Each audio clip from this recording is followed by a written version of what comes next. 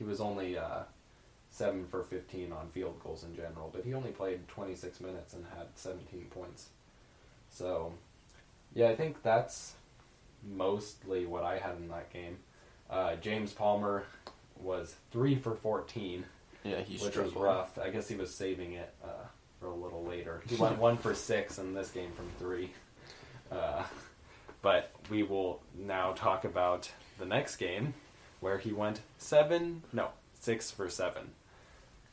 I don't understand. Yeah, he was playing incredible. I don't like just right out of the gate. It was like Minnesota didn't even happen. For completely sure. different. Or like it did happen and they were really ready for this game. Yeah, I don't know. But like, how do you just go from shooting 1 for 6 to shooting 6 for 7? It's called playing at home under 10 miles. That's what I always said. I said I was going to bet on the Huskers when they were at home, and apparently that was correct. I didn't bet on them enough. Yeah, I didn't either. I only predicted them to win by 7, and my sister just turned up the light, so we are in the dark here. But let's see. James Palmer had 30 points in 27 minutes. He didn't even play that much. Yeah, you go. Doc Sadler era where we were scoring a point a minute. He scored more than a point a minute by himself. Yeah, that was always our joke when we were watching Doc Sadler. We were like, "Oh man, we have 22 points in the first half. That's more than a point a minute," which was sometimes impressive for his teams. Yeah. What I think I looked it up when we beat Creighton last time. We won like 55 to 49 or something. But yeah, so James Palmer, 6 for 7 from 3. Now, here was the funny part. Until the very end of the game, he didn't have any. He didn't have any assists or rebounds. He ended with 2 and 1. But it was really the end of the game when he got those. And that reminded me of when Donovan Mitchell, he had like a historic game where he shot 35 times and had no assists or rebounds, but that was like a terrible game for him. This one was obviously great, but that's pretty crazy. It is kind of like, I feel like rebounds were down like a decent amount because, I mean, they were making like literally everything too. Like they were shooting really good, and I feel like a lot of the time we got like a lot of turnovers and steals and stuff, so yeah, there wasn't any opportunities from the rebound. But I mean, still, you could have probably gotten more. So I was interested to see how that works into the usage rate of guys.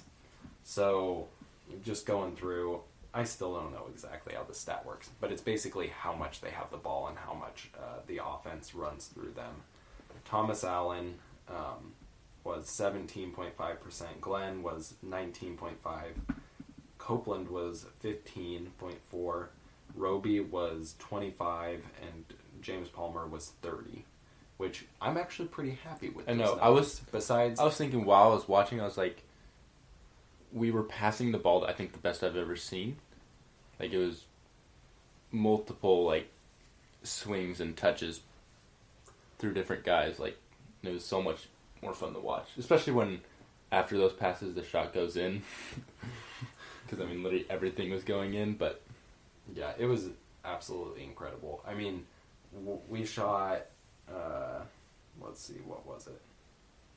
52% from 3, and I think we missed some at the end. The two guys, well, Roby went 0 for 2, but Nana went 1 for 3, which wasn't bad, and then Thomas Allen actually went 2 for 5, which is good, but not compared to some people in that game. Creighton actually didn't shoot much worse. They were good because they got carried by their one guy.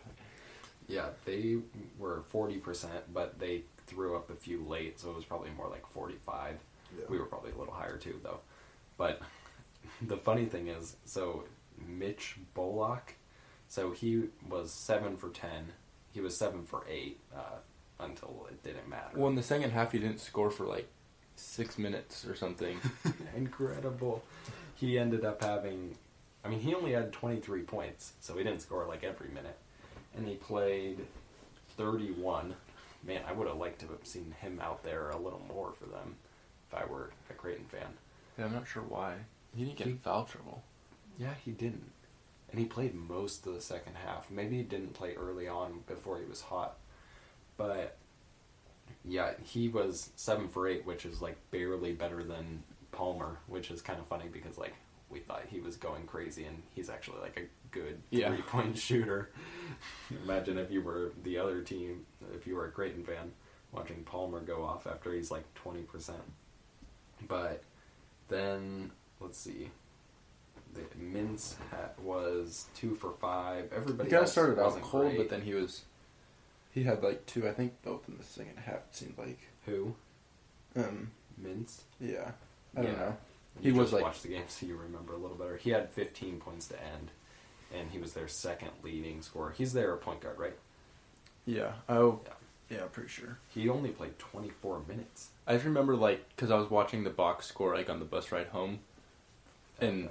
Like, I just remember his name coming up in, like, the play-by-play or something, like, a lot in the second half. Unless, well, it might be, man, they do not play their, I mean, I guess they were losing by a lot at the end, but they didn't play their starters that many minutes. Like, 34, 32, 31, 24, 23.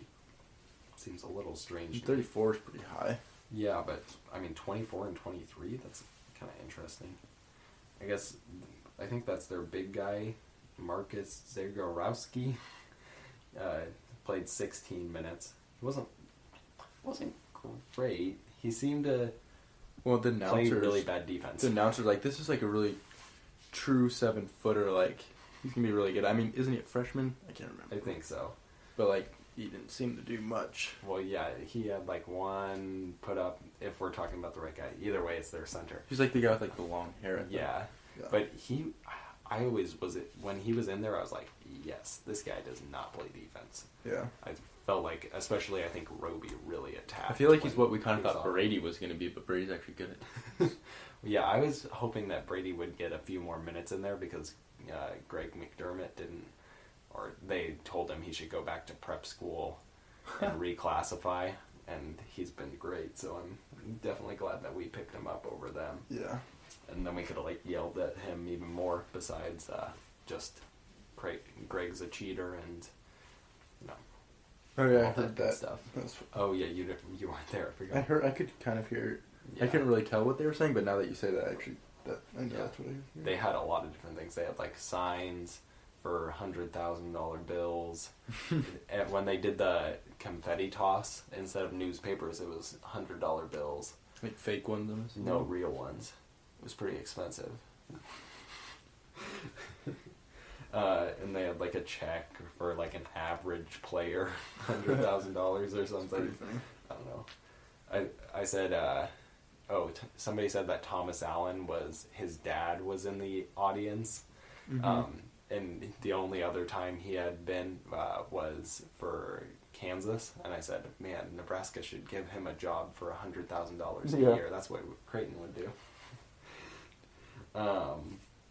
So, yeah, that was the fun antics of the student section and stuff today.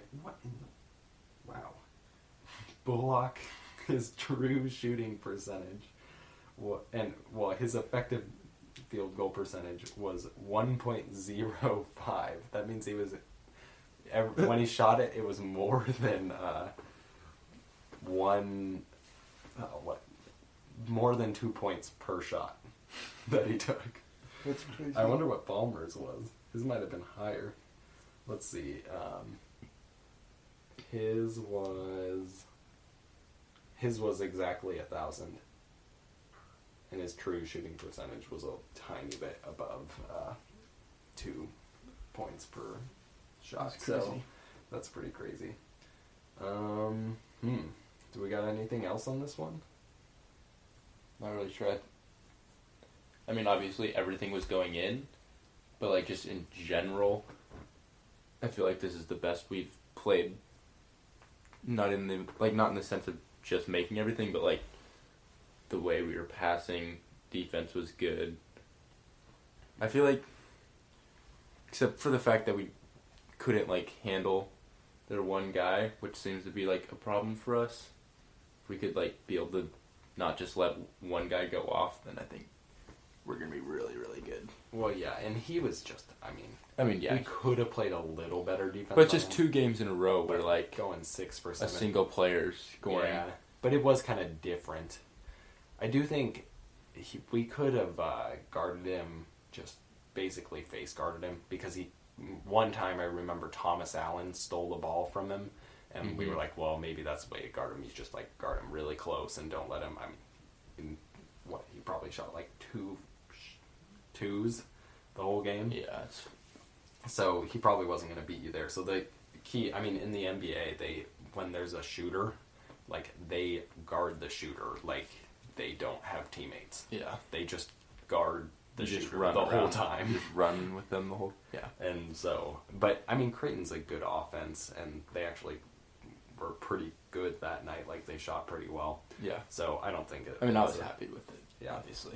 And to hold the other players was pretty good. One guy we could talk about is Thomas Allen. Especially you just watched the game. So what did you see from him? Obviously in the first half I don't think anybody was expecting him to just...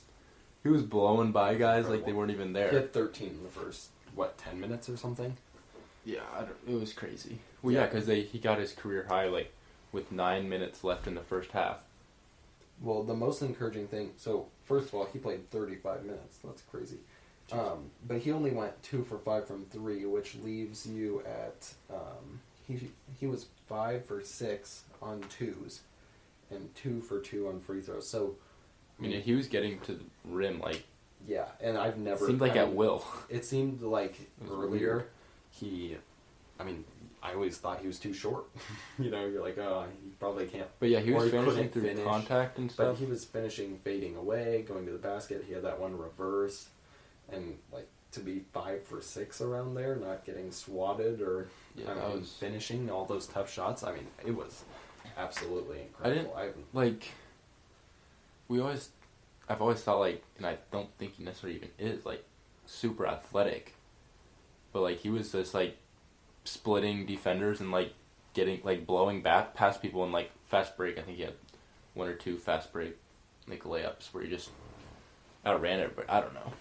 Yeah. He looked incredible. It was weird. It was like Isaiah Thomas. I was saying yesterday that the cool thing about this team, we obviously have the experience and we kind of, know Palmer and Copeland and Glenn, even if they can just hold where they're at for the whole season, we're going to be pretty good. But we have a lot of potential, and I'm surprised by that. This is the first game, when I was watching, I was thinking,